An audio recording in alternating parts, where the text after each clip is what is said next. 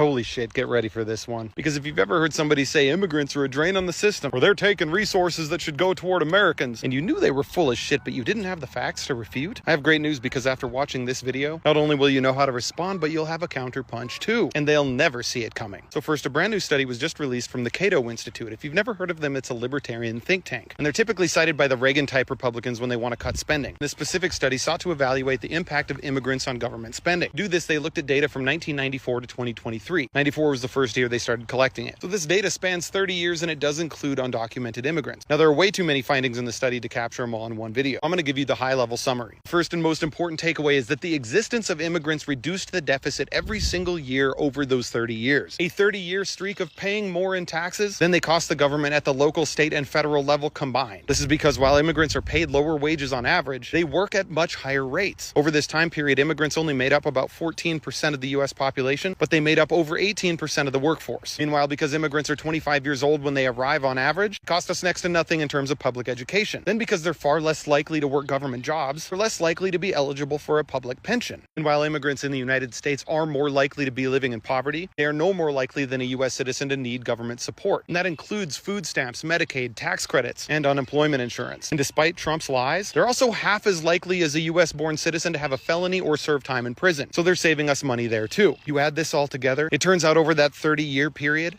immigrants contributed 14% of tax revenue and only accounted for 7% of government spending, contributing a net positive impact of $14.5 trillion to the U.S. economy, with $6.3 trillion of that positive impact from non-citizens alone. That $14.5 trillion is so massive that without immigrants, in 2023, our national debt would have been double what it was. These numbers are so insane, I was required to ask a follow-up question. If immigrants are so good for our economy, are they better than Republicans? You won't believe what I found. Because in that exact same 30-year period, Republican presidents were in charge of 12. And in those fiscal years, Republican presidents accounted for $11.2 trillion of new debt, running annual deficits almost double on average the Democratic presidents in that same 30-year period, by the way. And with virtually all of that debt spending going to Wall Street, tax cuts for the wealthy, military spending, and forgivable loans to business owners through 2020 and 2021, we can safely confirm that next to none of that debt went to those same immigrants who were driving a positive impact. Altogether proving that not only do immigrants have a net positive impact on the economy,